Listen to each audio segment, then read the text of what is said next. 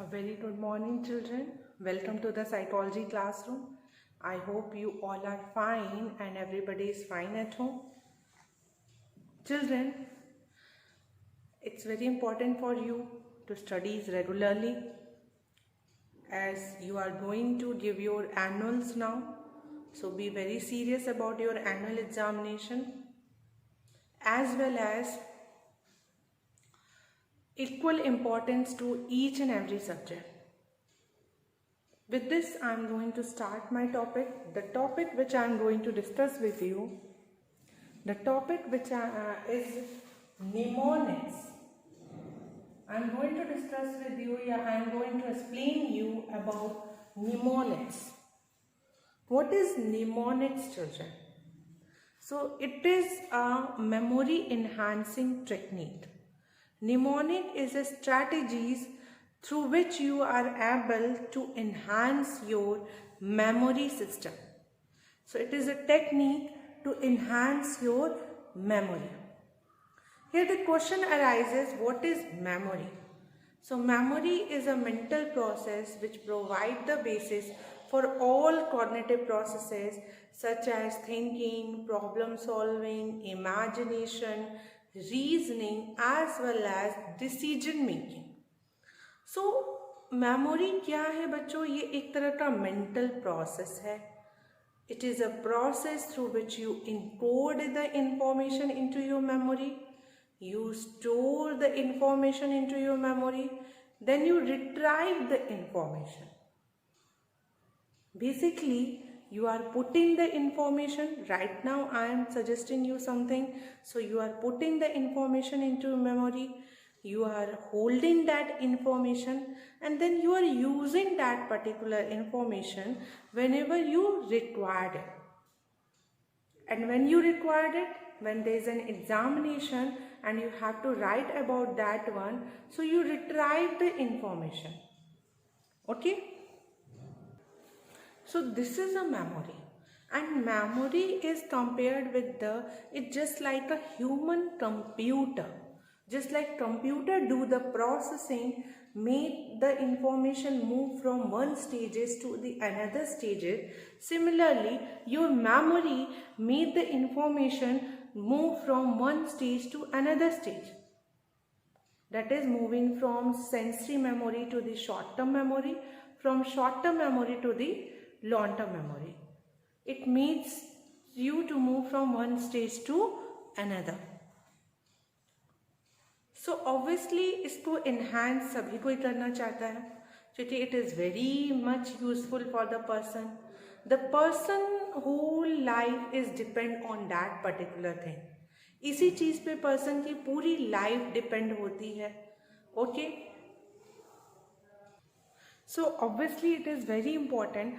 So in order to enhance it we required some technique. बहुत ज़रूरी है, सभी कोई चाहता है कि हमारी मेमोरी इंक्रीज़ हो, शार्प हो, इन्हांस हो. तो इसको इन्हांस करने के लिए कुछ टेक्निक्स हैं जो कि साइकोलॉजी में बताए गए हैं. If you use such kind of technique, so you will be able to enhance your memory, and not only your memory but also other one. आप उनका यूज़ करके ना ही सिर्फ अपनी मेमोरी को इन्हांस कर सकते हो, और क्या कर सकते हो? सो इन टेक्निक्स का यूज़ करके आप मेमोरी को इन्हांस कर सकते हैं. क्या क्या टेक्निक है? सबसे पहले है mnemonics using images. Okay, the first one is mnemonic using images. The second one is mnemonics using organisation. First one है इमेजेस और दूसरा है ऑर्गेनाइजेशन. एक है mnemonic जिसमें इमेज का यूज़ हो रहा है, और एक है जिसमें हम ऑर्गेनाइजेशन का यूज़ कर रहे हैं. समथिंग कुछ ऑर्गेनाइज करके हम लोग चीज़ों को स्ट्रक्चर्ड करके हमारे मेमोरी में उसे एंटर करते हैं, ताकि हमारी मेमोरी उससे इन्हांस हो, बड़ी इंक्रीज़ हो, और भी ज़्यादा लॉन्ग टर्म के लिए रहे. And the information whatever we are encoding, it will goes into your long-term memory, and it is that part of memory where the information will remain in the person mind for a longer period of time. लंबे समय तक person की memory में वो रहता है. तो जब सबसे पहले हम लोग इजी टू डिफिकल्ट में चलते हैं, तो इजी में सबसे पहले आपका यूजिंग ऑर्गेनाइजेशन होता है। यूजिंग ऑर्गेनाइजेशन में दो इंपॉर्टेंट टेक्निक आती है। The first is the chunking method. ये मैथड आपने शॉर्ट टर्म मेमोरी में भी ये पढ़ा होगा।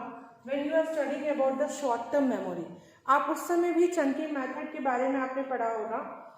क्योंकि शॉर्ट टर्म मेमोरी में हम लोग इंफॉर्मेशन इसी तरह से इनकोड करते हैं ताकि वो इंफॉर्मेशन शॉर्ट टर्म मेमोरी से लॉन्ग टर्म मेमोरी में चली जाए। चंकिंग मेथड के बाद सेकेंड मेथड है first letter technique. Very important, first letter technique. I think इस मेथड का यूज आप आई थिंक चाइल्डहुड से करते आते हो। कॉन्शियसली एंड अनकॉन्शियसली आप इसका यूज कर रहे हो। Basically you don't know the particular name. आप इनका यूज तो करते थे बट आपको इनका पर्टिकुलर नेम नहीं मालूम था, which is known as first letter technique. ठीक है, हो सकता है बहुत से लोगों को ये मालूम भी हो। ठीक है, आप में से फर्स्ट लेटर टेक्निक की अगर हम बात कर रहे हैं बच्चों, तो आपने एक वर्ड बचपन में सिखाया जाता है कि what is the 7 colours of rainbow. तो सभी को बताता है विब्ग्योर। विब्ग्योर नाम है। VIBGYOR is the 7 colours of rainbow. 1 2 3 4 5 6 7। What are the colours? Violet, indigo, blue, green, yellow, orange and red. तो ये आपने क्या किया, 7 कलर्स जो है रेनबो के लर्न करने के लिए आपने फर्स्ट लेटर टेक्निक का यूज किया। आपने सारे वर्ड्स के फर्स्ट लेटर को लिया। V for violet, I for indigo, B for blue, G for green, Y for yellow, O for orange, R for red. तो आपने सभी कलर्स के नेम के इनिशियल लेटर को लिया, फर्स्ट लेटर को लिया। इसी को हम लोग फर्स्ट लेटर टेक्निक कहते हैं। ये भी एक बहुत ही अच्छा मेथड है जिससे आप अपने मेमोरी को इन्हांस कर सकते हो। कोई भी चीज़ आपको लर्न करनी हो और फर्स्ट लेटर टेक्निक का यूज़ करो तो वो बहुत अच्छे से याद होता है। आपने देखा है जैसे किसी भी चीज़ का हमें फुल फॉर्म याद है तो उसका शॉर्ट फॉर्म रहता है, लाइक WHO। तो क्या है, World Health Organisation. Okay, similarly computer की अगर मीनिंग याद रखनी है तो C for, O for, M for, P for, U for. Means first letter technique वो टेक्निक है जिससे आपका टाइम सेव होता है, आपकी एनर्जी सेव होती है और आपकी मेमोरी और भी ज़्यादा इन्हांस होती है। इसके बाद सेकेंड मेथड है, वो मेथड है चंकिंग मेथड। ये भी मेथड ऑर्गेनाइजेशन से ही रिलेटेड है। चंकिंग में आप पता चल रहा होगा चंक्स की बात कर रहे हैं। चंकिंग में चंक्स बनाते हैं हम लोग। चंक्स मीन्स होता है dividing anything into smaller parts. Chunks means smaller parts. तो ये भी एक बहुत अच्छा टेक्निक है मेमोरी को इन्हांस करने का। चीज़ों को स्मॉल पार्ट्स में भी डिवाइड करके आप लर्न कर सकते हो। ठीक है, स्मॉल पार्ट्स में, चंक्स में डिवाइड करके आप लर्न कर। कोई बहुत हार्ड स्पेलिंग है जो आप लर्न नहीं कर पा रहे हो, आप उसे 2 पार्ट्स में डिवाइड कर लो तो आप बहुत अच्छे से उसको लर्न कर सकते हो। कोई भी एग्जांपल आप ले सकते हैं, जैसे फॉर एग्जांपल कोई भी एकोमोडेशन, ठीक है, इसमें प्रॉब्लम होती है, या कोई भी एक वर्ड आप लो, ज़रूरी नहीं है एकोमोडेशन, आप कोई भी लो कोई डिफ़िकल्ट वर्ड है जो आप नहीं याद कर पाते हो, जैसे कि एस्टॉनिशमेंट है। ठीक है, इसको आप चंक कर सकते हो, एस्टॉनिशमेंट।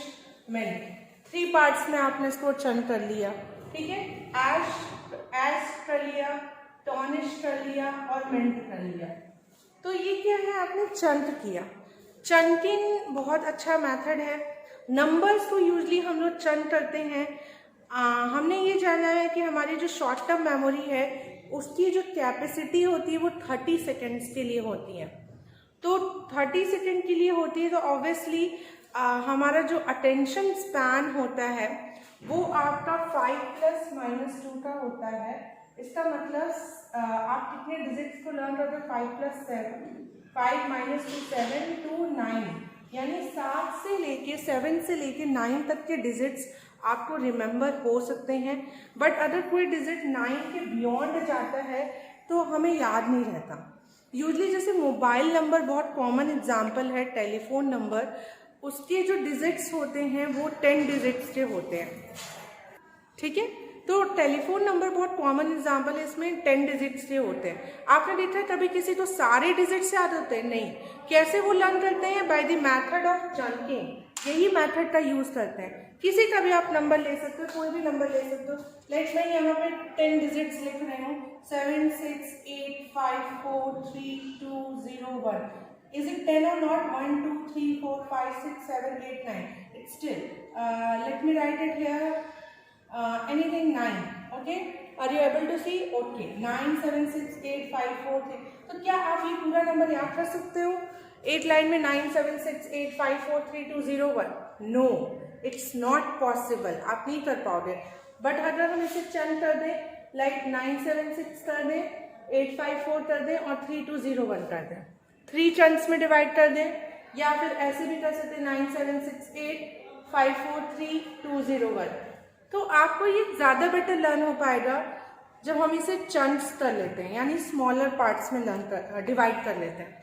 तो ये भी बहुत अच्छा मेथड है मेमोरी को इन्हांस करने का, and it come under the mnemonics using organisation. Using organisation में यही दो मेथड आते हैं, चंकिंग मेथड आता है और फर्स्ट लेटर टेक्निक मेथड आता है। So understanding children how these numbers are chunked. So by using the method of chunking, you will be able to enhance your memory. And the more important, if you attach some meaning to it also, like if you assign it the date of something else, any event, any incident, so it will remain in your memory for a longer period of time. क्योंकि episodic memory long term memory का part होता है और it deal with the memories of events and fact, तो वो याद रहता है हमें, ठीक है। So I hope both the methods are very much clear to you. Chunking method, first letter technique. Okay, moving to the mnemonics using images. अब हम लोग इसके बारे में पढ़ते हैं, mnemonics using images. Let us discuss about mnemonics using images. Images में भी ये 2 मेथड्स आते हैं, ये भी बहुत ही इंटरेस्टिंग मेथड है। अगर आप इनका यूज़ करने लग जाएं तो obviously it will be very benefit to you in enhancing your memory. तो इसमें भी 2 टेक्निक आती हैं। The first one is the keyword method, keyword method, and second one is the method of loci. The second one is the method of loci. Okay, so one by one I will discuss with you these 2 methods, the keyword method and the method of loci. What is happening in the keyword method? Keyword method नाम से कुछ पता चल रहा है कि कुछ keywords हम लोग बना रहे हैं, ठीक है। तो क्या होता है कि जैसे कोई एक वर्ड है जो आपका टारगेट वर्ड होता है और उसको आपको लर्न करना है, उसको आपको रिमेंबर करना है। उसको लर्न करने के लिए आप उसके लिए कीवर्ड बनाते हो, ठीक है। जैसे फॉर एग्जांपल आपकी बुक में एक वर्ड दिया गया है पैटो। पैटो जो है एक तरह का फ्रेंच वर्ड है और इसको लर्न करने के लिए, पैटो लर्न करने के लिए आपने एक ये टारगेट वर्ड हो गया और इसको लर्न करने के लिए आपने कीवर्ड बना लिया पॉट, ठीक है। पैटो से आपने बना लिया पॉट और आपने इसमें क्या होता है, it is already written using images, तो इसमें इमेजिनेशन का भी यूज हो रहा है। आप कीवर्ड भी बना रहे हो, साथ ही साथ आप उसे इमेजिन भी कर रहे हो। इमेजिन क्या कर रहे हैं कि there was a duck in the pond या इन द पॉट। एक पॉट है जिसमें बहुत सारा पानी भरा हुआ है, that pot is full of water and the duck was sitting inside that pot. तो इमेजिन कर लीजिए पॉट और एक डक है जो कि पॉट में बैठा हुआ है।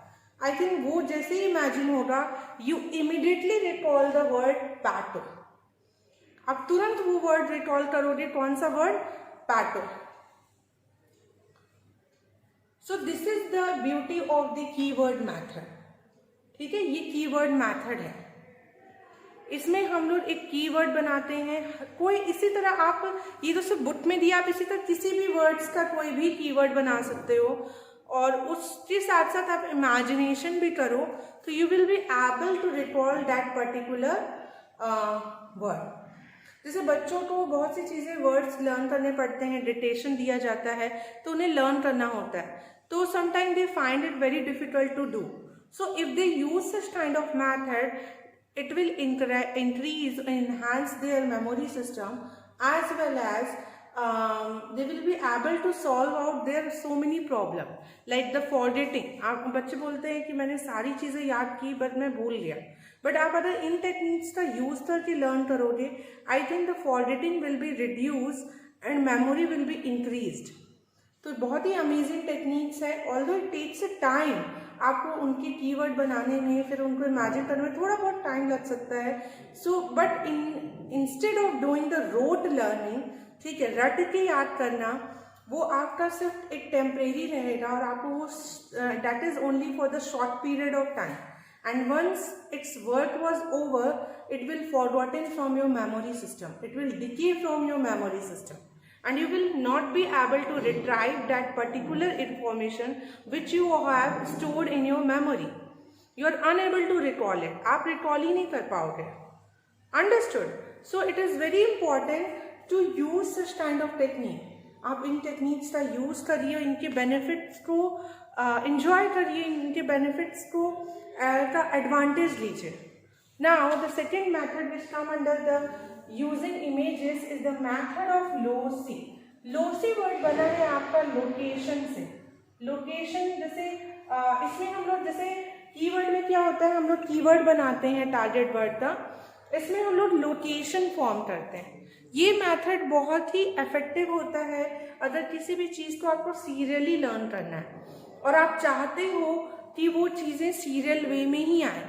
अच्छा, very important point I remember here, sometime ऐसा होता है कि बच्चे लर्न तो कर लेते हैं बट उसे सही सीरियल ऑर्डर में नहीं लर्न करते.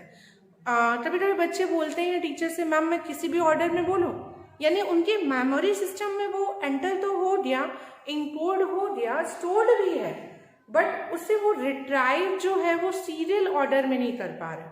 Mean the retrieval is not possible in a serial manner. So the solution of this one is that they can use the method of loci. Loci method का use करके they are able to recall the things in a serial order. Like for example, what is the main thing which we do in this one? हम लोग इसमें basically करते क्या हैं? हम लोग क्या करते हैं, जैसे मान लीजिए कोई भी items आप ले लीजिए. Here I am writing something. Okay, first of all I am rubbing each and everything. And I am writing some of the words over here by showing the method of loci. Okay, I am explaining you the method of loci. Okay, which is related to the using imagination. Okay, so let me write down here some words like potato. Okay, ये सारे words आपको serially learn करने हैं. Teacher ने आपको दिया कि आप इसको लर्न करके आओ. ठीक है, potato, tea, soap, okay, handbag, then bottle. I am randomly writing these words. मैं बहुत ही रैंडमली ये वर्ड्स लिख रही हूँ. I am not thinking any of the thing, but हमें ये टीचर ने बच्चे को दिया है जिसे उसको सीरियली लर्न करना है. Potato, tea, soap, handbag, bottle, okay, television. Okay, now at least we can take the 7 words. 1, 2, 3, 4, 5, 6. One more word, apple. Apple. Then banana. Okay, so I have taken the 8 words. ठीक है, मैंने 8 words ले लिए. अब इसको हमें teacher ने बच्चे से कहा इसको आपको सीरियल वे में लर्न करना है, सीरियली लर्न करना है. ठीक है, पोटैटो के बाद टी, सोप, हैंडबैग, यही सब लर्न होना चाहिए. अब आप मेथड ऑफ लोसी का अमेजिंग फीचर देखो. क्या होगा इसमें, हम लोग क्या करते हैं, particular object with particular location पे इमेजिन करते हैं एंड उसी तरह हम अपने माइंड में एक मेंटल कंसेप्ट बना लेते हैं, एक मेंटल फ्रेमवर्क बना लेते हैं और मेंटल सेट बना लेते हैं. And on that basis we just have to move through our mental map. जो भी mental map हमने बनाया है इन सारी objects का और जिस भी places पे हमने इसको put up किया है, इसे हम क्या करेंगे, अब बस हमारा काम लास्ट में ये होता है कि हम उसको बस विजिट करते हैं. ठीक है, तो आते हैं हम लोग लोकेशन पहले सेट करेंगे। हमारा सबसे पहला टास्क होगा लोकेशन को सेट करना। सो आप just imagine that you are at your home. आप अपने घर पे हैं इस समय। जैसे मैं इमेजिन कर रही हूँ I M at my home. So potato, I am going in my room, sorry, in my kitchen. So from my bedroom I move to my kitchen, and in my kitchen there is a potato, then there is a tea. After moving to the kitchen, then I go to the washroom. In washroom I saw the soap. Again I am reminding, I am making the mental framework. I am in the kitchen, and in the kitchen there is a potato and there is a tea. Then moving to the washroom, there is a soap. Then अब इसके बाद हम लोग थोड़ा आगे चलेंगे। Washroom से मैं बाहर निकलती हूँ। वॉशरूम से बाहर निकलने के बाद मैंने लिविंग रूम में जाती हूँ, या आप अपने बेडरूम में जाते हैं। सो मैं फिर से एक क्विक रिवीजन दूंगी। मैं अपने बेडरूम से गई किचन में। किचन में मैंने पोटैटो देखा और टी देखा। फिर मैं गई वॉशरूम से, वहाँ पे मैंने सोप देखा। अब मैं फिर से अपने बेडरूम में आई, जहाँ पे मैंने अपना हैंडबैग देखा, अपना बॉटल देखा, और टेलीविज़न में देख रही हूँ। मैंने अपने हैंडबैग को उठा के सही पे प्रॉपर प्लेस पे रखा, बॉटल को सही पे रखा, और फिर मैं टेलीविज़न देख रही हूँ। अब मुझे भूख लगी तो फिर मैं रेफ्रिजरेटर के पास गई, जहाँ पे मैंने अपने रेफ्रिजरेटर में एप्पल देखा और बनाना देखा, and I had eaten it. I hope it is clear. Now I am rubbing this one. अब आपको ये सीरियल में लर्न करना है, तो just you have to go through your mental framework.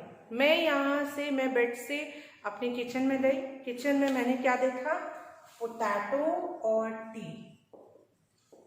Okay, इसके बाद मैं गई वॉशरूम में, मैंने वहाँ सोप देखा। फिर मैं आई अपने रूम में, जहाँ पे मैंने अपने हैंडबैग को अपने प्रॉपर प्लेस पे रखा। देन मैंने बॉटल प्रॉपर प्लेस पे रखा। बॉटल करने के बाद मैंने टेलीविज़न ऑन करके टेलीविज़न देखा। अब मुझे भूख लगी तो फिर मैं वहाँ से उठी और अपने रेफ्रिजरेटर के पास गई, जहाँ मैंने एप्पल खाया सबसे पहले, और फिर उसके बाद मुझे और भूख लगी तो मैंने बनाना खाया। I hope children these all words are in a sequence. ये सीक्वेंस में है। So this is the beauty of the method of LOC, and whenever you have to recall anything, you can use this method. This is an amazing way to enhance your memory system. Okay, now moving to the next method, yani I hope you are understanding this one, children, and this video will definitely give you the benefits if you watch this one. Okay, now mnemonics using images and mnemonics using organization, ये हमने अच्छे से पढ़ लिया। यहाँ पे एक और बात मैं मेंशन करना चाहूँगी। हम लोग यहाँ से रीड करते हैं इसको निमोनिक्स, ठीक है। एम जो होता है वो साइलेंट होता है। अब हम इमेजेस हो गया, ऑर्गेनाइजेशन हो गया। देन इसके बाद हम लोग पढ़ेंगे, इनके अलावा भी कुछ ऐसे मेथड हैं जिनसे आप मेमोरी को इन्हांस कर सकते हो। जैसे कि थॉमस एंड रॉबिन्सन ने एक मेथड दिया था, Thomas and Robinson, it is a name of psychologist, और इन्होंने ये मेथड दिया था which is known as the method of PQRST. Okay, PQRST. This method is found to be very effective if you have to work on the comprehension. जैसे English में language subject होता है, इसमें कॉम्प्रीहेंशंस आते हैं, passage आते हैं। आपने देखा है, read the passage carefully and answer the question that follows. तो पैसेज वाले जो क्वेश्चंस होते हैं, अगर उनको आपको ट्रैक करना है और आप चाहो कि आप उसमें बहुत अच्छा परफॉर्म करो, तो आप PQRST मेथड यूज़ कर सकते हो। इसकी ये भी आप एक तरह से देख लो कि फर्स्ट लेटर टेक्निक का यूज हुआ है। P for preview, okay, Q for question, R stand for read, S stand for self recitation, okay, and T stand for test। ये फुल फॉर्म था PQRST मेथड का। जैसे कॉम्प्रिहेंशन पैसेजेस जो होते हैं उसमें क्या करते हैं हम लोग, यूजली जो हम लोग रॉन्ग लर्निंग या रॉन्ग कंसेप्ट जो भी करते हैं, तो करते क्या है, हम लोग पहले उसको रीड करने लगते हैं प्रॉपरली, हम लोग पूरा टाइम लगा देते हैं, वी टोटली वेस्ट और नॉट से the spend our time and energy first of all by reading that particular passage. उस पैसेज को सिर्फ रीड करने में ही हम लोग पूरा टाइम अपना पहले लगा देते हैं, then we goes to the question and then फिर again find out the things. तो it will take a lot of time, बहुत ज़्यादा टाइम लगता है। तो हमारा बेस्ट मेथड क्या होना चाहिए, प्रीव्यू। प्रीव्यू मतलब होता है आप उसको रीड मत करो, एक बार आप अपने पैसेज को एक सरसरी निगाह से देख लो, प्रीव्यू करना। प्रीव्यू आप देखते हो, प्रीव्यू जो एप्लीकेशन होता है कंप्यूटर में, उसका काम क्या होता है, वो आपको एक परफॉर्मा या कह सकते हैं एक फॉर्मेट देता है जो आपको दिखाता है कि आपका पेपर या आपका जो मटेरियल है वो कैसा विजिबल है। तो उसी तरह से आपको प्रीव्यू करना है, जस्ट गॉन थ्रू होना है एक सरसरी निगाह में ना। आप किस पे जाओगे, क्वेश्चन पे। आपको अब आप प्रीव्यू करने के बाद अब आपको उस पैसेज से रिलेटेड जो भी क्वेश्चन दिए गए हैं उस क्वेश्चंस को आप देखो क्या क्या क्वेश्चंस हैं, which kind of questions were asked, which type of questions were asked. After going through the question, now you start reading the passage. This is the third stage. Now you start reading the passage. After reading the passage, the next stage is self-recitation. अब आप उसको समझने की कोशिश करो, आप अपने ही तरीके से उसको समझने की कोशिश करते हैं, सेल्फ रेसिटेशन करते हैं। Now you will solve that question, so you are taking the test. अब आप उसको सॉल्व करते हो, आप क्या करते हो, टेस्ट लेते हो। तो ये फॉर्मेट होना चाहिए, प्रीव्यू करिए, क्वेश्चन देखिए, फिर रीड करिए, फिर सेल्फ रेसिटेशन करिए एंड फिर finally you will give the test. By following such method, you will be able to perform very well in your that particular exam, in that particular passage. Your performance will be greater, and it is a very again a good method and good technique for enhancing the memory. So I hope children, इस video में क्या क्या technique है जिनसे कि हम लोग अपने मेमोरी को इन्हांस कर सकते हैं वो हमने डिस्कस किया। इनके अलावा कुछ अलग भी टेक्निक्स हैं, जैसे कि अपने आप को ज़्यादा से ज़्यादा रिट्राइवल क्यूज दो, वो भी using enough retrieval cues, it is also one of the technique for enhancing the memory. Then making short notes, okay, short notes बनाओ, ब्रीफ पॉइंट्स बनाओ। तो ये भी कुछ अच्छे टेक्निक्स हैं जिससे कि मेमोरी इन्हांस होती है। So I hope children you are understanding the topic very well. We discussed today what is mnemonic, what are the kinds of mnemonics. We discussed about mnemonic using images. We discussed about mnemonic using organization. Organization include the chunking method and first letter technique. Images include the keyword method and the method of loci. PQRST method Thomas and Robinson has given, we had discussed that one also. Apart from that one, providing enough retrieval cues and avoid interference. Interference भी avoid करना चाहिए क्योंकि interference से forgetting increase होता है, तो try to avoid the interference. Interference भी दो तरीके के होते हैं, प्रोएक्टिव और रिट्रोएक्टिव। प्रोएक्टिव जब ओल्ड लर्निंग न्यू लर्निंग को अफेक्ट करती है, एंड रिट्रो जब न्यू लर्निंग ओल्ड लर्निंग को अफेक्ट करती है। तो have some gap between two learning. आप कोई भी दो चीजें सीख रहे हो तो उनके बीच में गैप रखो, ताकि जो भी आपने पहले सीखा हो वो आपकी न्यू लर्निंग को अफेक्ट ना करे, या जो आपने अभी सीखा है आपकी ओल्ड लर्निंग को अफेक्ट ना करे। तो इसका बेस्ट सॉल्यूशन है to have a gap between the two learning. So I hope children you understand the topic. Still if you feel any of the doubt in any of the things, you will ask in the classroom. Thank you so much for carefully observing this video.